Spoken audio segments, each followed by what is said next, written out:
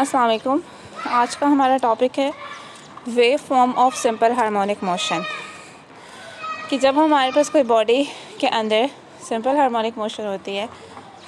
तो उससे को अगर हम वेव की फॉर्म में एक्सप्लेन करना चाहें, आप आगे जाके हायर क्लासेस के अंदर भी देखेंगे कि हम उसको जब मैथमेटिकली हम उसका रिलेशन लिखते हैं तो उसमें हम लोगों के पास जो मैथमेटिकल रिलेशन होता है, बेसिकली पहले तो हम उसकी रिप्रेजेंटेशन देखते हैं ना कि वो ग्राफ पे आप उस मोशन को रिप्रेजेंट कैसे करते हैं, फिर वो जो मोशन है उसके साथ कौन सा मैथमेटिकल रिलेशन जो है वो सूट करता है। जैसे मिसाल के तौर पे हमने देखा कि सर्कुलर मोशन में कि हमारे पास सर्कुलर मोशन को हमने रिलेट किया with the simple harmonic motion, जिसमें हमारे पास एक पार्टिकल सर्कल में मूव कर रहा था और उसका जो प्रोजेक्शन है वो डायमीटर ऑफ द सर्कल पे मूव कर रहा था, ऑसिलेट कर रहा था, और उसकी जो मोशन थी वो वही थी जो सिंपल हार्मोनिक मोशन थी। तो we have seen that in circular motion when the body is executing simple harmonic motion, तो जो वो बॉडी बेसिकली सर्कुलर मोशन में हमने देखा था कि वो जो पार्टिकल जो सर्कल में मूव कर रहा था उसका प्रोजेक्शन जब डायमीटर के ऊपर मूव कर रहा था तो उसकी जो पोजीशन थी, अगर आपको याद हो इस लेक्चर को आप निकाल के दोबारा से देख लें, पार्टिकल की पोजीशन हमने डिफ़ाइन की थी जब सर्कल के अंदर। तो मैंने उसके दो कोऑर्डिनेट्स आपको बताए थे, तो कि पार्टिकल सर्कल में मूव कर रहा होता है तो उसके दो कोऑर्डिनेट्स थे, x and y coordinate, position coordinates जिन्हें हम कहते हैं, ठीक है। तो वो जो पोजीशन कोऑर्डिनेट्स हैं उनमें से एक एक्स ऑब्वियसली कोऑर्डिनेट था, एक वाई कोऑर्डिनेट था। तो आपके पास बेसिकली यूँ था कि अगर पार्टिकल सर्कल में मूव कर रहा है और वो एंगल थीटा बना रहा है एट द सेंटर, ये पार्टिकल की पोजीशन है, तो ये उसकी प्रोजेक्शन है। तो पार्टिकल का बेसिकली ये वाई कोऑर्डिनेट है पोजीशन का और ये एक्स कोऑर्डिनेट है। ये एक्स कोऑर्डिनेट हमारे पास basically x is equal to, ये डिस्टेंस आर था तो आर कॉज ऑफ थीटा था, और ये वाला जो डिस्टेंस है वो y is equal to r sine of theta. और जैसे मैंने आपको बताया पहले भी कि हमारे पास जो थीटा होता है बेसिकली अगर हम एंगुलर वेलोसिटी से निकालें तो एंगुलर वेलोसिटी होती है omega is equal to theta by t, तो theta is equal to omega t. तो कुछ जगहों पे हमारे पास जैसे यहाँ पे एक्स इज इक्वल, अगर हम पोजीशन कोऑर्डिनेट देखें तो एक्स जो है वो आर कॉस ऑफ थीटा है, वाई जो है वो हमारे पास आर साइन ऑफ थीटा है पार्टिकल के लिए जब वो सर्कल के अंदर मूव कर रहा है, ठीक है। तो हमारे पास x is equal to r cos of theta में हम थीटा की जगह ओमेगा टी भी पुट कर सकते हैं, ठीक है। तो सर्कल के केस में जो आर था वो आपके पास रेडियस ऑफ द सर्कल था, तो अगर हम इसे सिंपल हार्मोनिक मोशन से रिलेट करें तो यहाँ वहाँ पे आर जो है बेसिकली हमारे पास वो मैक्सिमम डिस्प्लेसमेंट होगी पार्टिकल की, जो सिंपल हार्मोनिक मोशन एग्जीक्यूट कर रहा है पार्टिकल, उसकी जो मैक्सिमम डिस्प्लेसमेंट है फ्रॉम द मेन पोजीशन उसको हम आर कहेंगे, ठीक है। आपने ये बात याद रखनी है कि पार्टिकल अगर सर्कल में मूव कर रहा है और अगर एक उसकी projection to and fro on the diameter move करिए तो हम इस केस में ये डिस्टेंस आर जो है वो रेडियस ऑफ द सर्कल जो है ये बेसिकली पार्टिकल का मैक्सिमम डिस्टेंस है ना फ्रॉम द सेंटर। तो लाइकवाइज जो हमारे पास पार्टिकल जो टू एंड फ्रो मूव है, मैक्सिमम डिस्प्लेसमेंट जो है फ्रॉम द मेन पोजीशन किसी भी बॉडी की जिसके अंदर सिंपल हार्मोनिक मोशन है, हम उस मैक्सिमम डिस्प्लेसमेंट को, और अगर हम सर्कुलर मोशन को देख रहे हैं तो उसमें जो हमारा मैक्सिमम डिस्टेंस है वो आर होता है फ्रॉम द सेंटर, तो इसलिए हम उसको रिलेट कर सकते हैं। तो आर की जगह हम एक्स नॉट लिख सकते हैं जब हम सिंपल हार्मोनिक मोशन की बात करें। तो बेसिकली सर्कुलर मोशन में हमने देखा था कि पार्टिकल की जो प्रोजेक्शन थी उसका जो डिस्टेंस था, देखें बेसिकली हमने ड्रॉ जब किया था ना तो मैंने आपको बताया था यहाँ से ये पार्टिकल इटसेल्फ था और ये उसकी प्रोजेक्शन थी, ठीक है। तो ये पार्टिकल के जब मैंने कोऑर्डिनेट्स आपको बताए ना एक्स एंड वाई, ये एक्स कोऑर्डिनेट है, ये वाई कोऑर्डिनेट है, तो एक्चुअली ये जो अगर आप एक्स कोऑर्डिनेट उसका देखें कि जो एक्स पोजीशन के बारे में बता रहे हैं पार्टिकल की फ्रॉम द सेंटर, तो एक्चुअली ये हमारे पास पार्टिकल की प्रोजेक्शन जो है ना उसका आपको भी बता रहा है, ठीक है ना। देखें एक्स वैली जो है, तो बेसिकली एक्स डिस्टेंस जो है वो बेसिकली पार्टिकल की प्रोजेक्शन का मेन पोजीशन से क्या डिस्टेंस है वो भी हमें पता चल रहा है, तो इसलिए यहाँ पे पर्टिकुलरली एक्स की इन्होंने बात की है।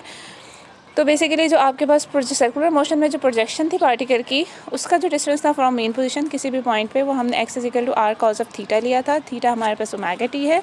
एंड देन फिर उसके बाद मैंने कहा कि आप r की जगह x नॉट भी ले सकते हैं, क्योंकि यहाँ पे हम लोग पर्टिकुलरली सिंपल हार्मोनिक मोशन की बात करें।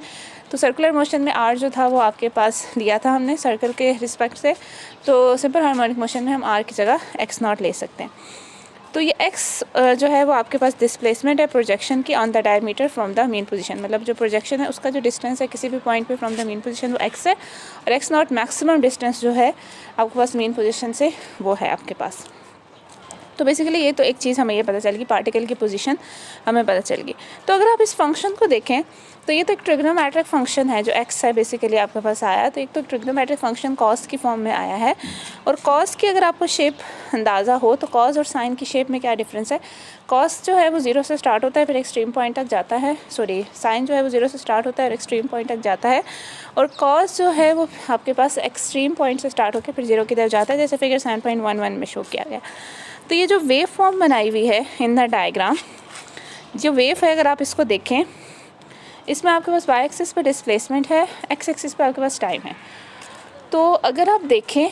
तो जो डिस्प्लेसमेंट है विद रिस्पेक्ट टू टाइम किस तरीके से चेंज हो रही है। अगर आप अपनी बॉडी को देखें जिसके अंदर सिंपल हार्मोनिक मोशन है, आपने उस पर मतलब बेसिकली आपने एक पार्टिकल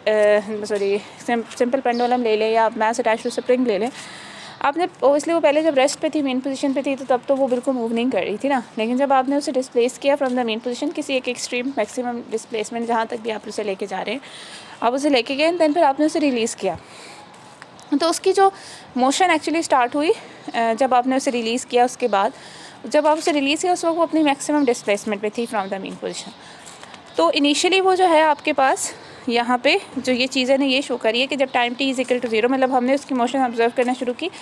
जब आपने उसको किसी मैक्सिमम डिस्टेंस तक ले गए, उस पॉइंट पे जब आपने छोड़ा वहाँ से आप उसकी मोशन ऑब्जर्व करें। जिस वक्त आपने उसे रिलीज़ किया आपने उस टाइम को, इनिशियल टाइम को 0 ले लिया, वो इनिशियल टाइम आपका हो गया,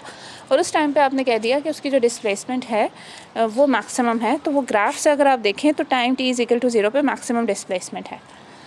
उसके बाद क्या होगा कि आहिस्ता आहिस्ता वो अपनी रिस्टोरिंग फोर्स की वजह से मेन पोजीशन की तरफ आएगा। तो जब वो मेन पोजीशन की तरफ आ रहा होगा आहिस्ता आहिस्ता उसका डिस्टेंस जो है मेन पोजीशन से कम होता जाएगा। तो एक्स एक्सिस पे तो आपके पास वर्टिकल एक्सिस पे तो इन्होंने दिखाया हुआ है कि डिस्प्लेसमेंट किसी भी पॉइंट टाइम के ऊपर किस जो है वो आपके पास डिस्प्लेसमेंट जो है वो किस तरीके से चेंज हो रही है, मतलब एक्स किस तरीके से चेंज हो रहा है ना विद रिस्पेक्ट टू टाइम।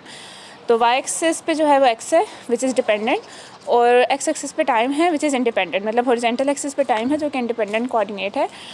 और वाई एक्सिस पे डिस्प्लेसमेंट है या डिस्टेंस है from the main position. Displacement अगर आप देख लें तो जो कि टाइम के साथ चेंज हो रही है। तो इनिशियली उसकी वो डिस्प्लेसमेंट मैक्सिमम थी, और फिर उसके बाद वो आहिस्ता आहिस्ता मेन पोजीशन के रिस्पेक्ट से, क्योंकि आप ये कह रहे हैं ना, तो आहिस्ता आहिस्ता जो है वो जब आपके पास मेन पोजीशन की तरफ मूव किया तो वो जो है वो कम होता गया डिस्टेंस, ठीक है। और वो आहिस्ता आहिस्ता मेन पोजीशन की तरफ वो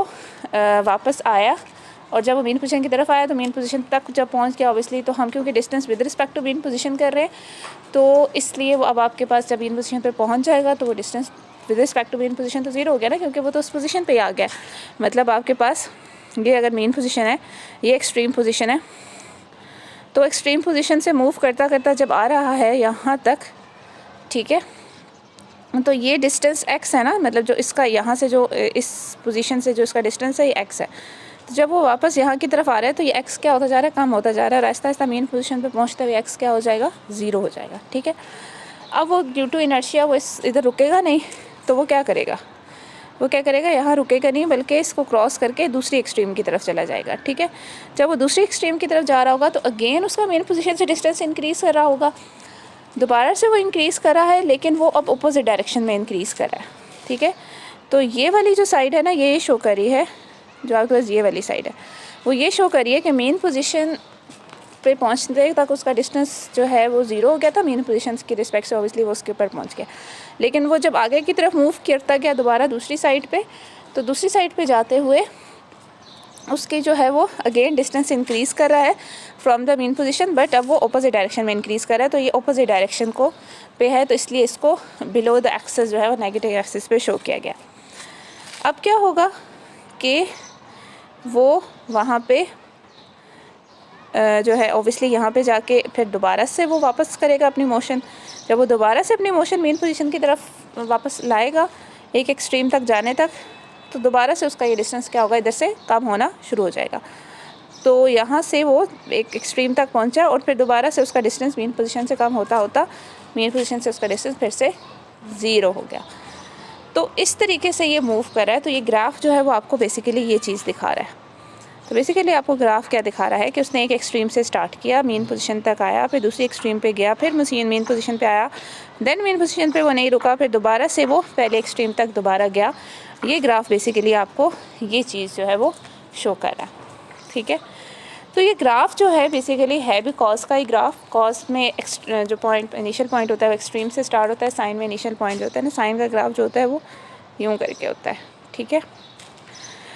तो ये जो x is equal to x naught cos of omega t है ना, तो ये बेसिकली अगर आप देखें तो ये चीज़ आपको यही बता रही है कि पार्टिकल की पोजीशन का जो उसकी डिस्प्लेसमेंट है फ्रॉम द मेन पोजीशन वो किस तरीके से टाइम के साथ चेंज हो रही है। तो अगर आप उसको ड्रॉ करें, ग्राफ के ऊपर ड्रॉ करें कि टाइम के साथ किस हर इंस्टेंट पे डिस्प्लेसमेंट उसकी किस तरीके से चेंज हो रही है फ्रॉम द मेन पोजीशन,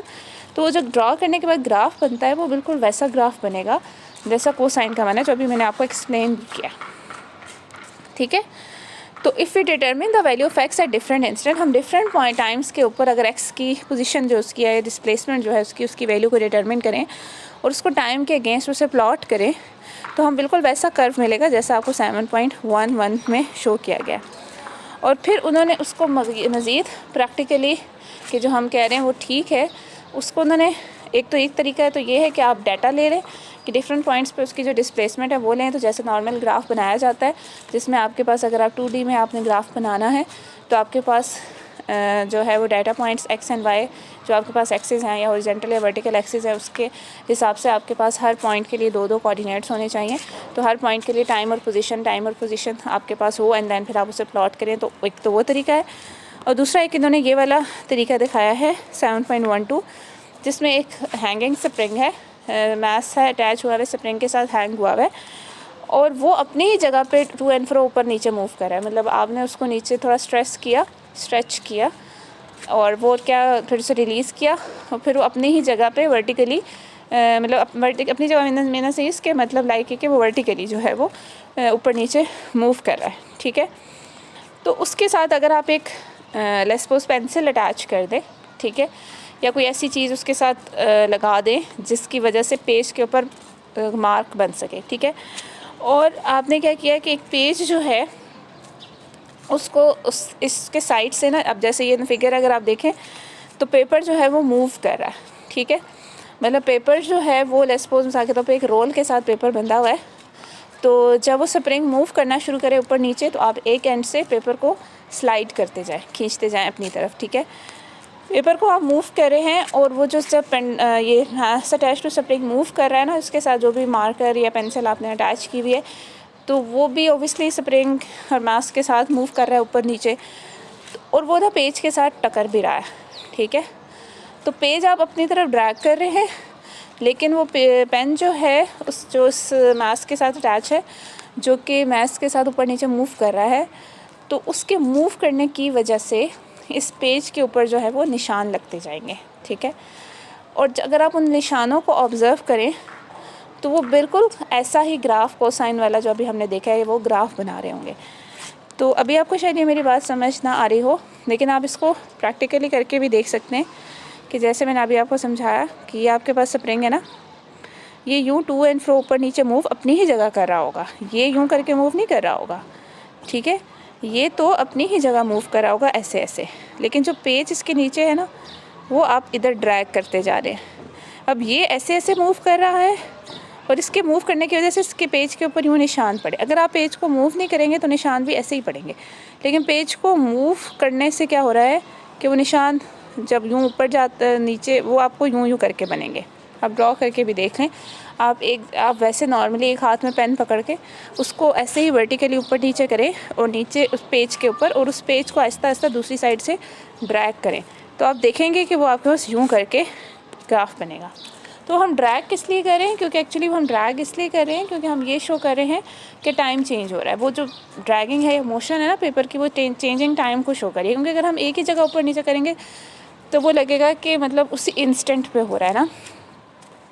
लेकिन क्योंकि वो चेंज ऑफ टाइम को शो कर रहा है, ठीक है, कि टाइम इज़ चेंजिंग।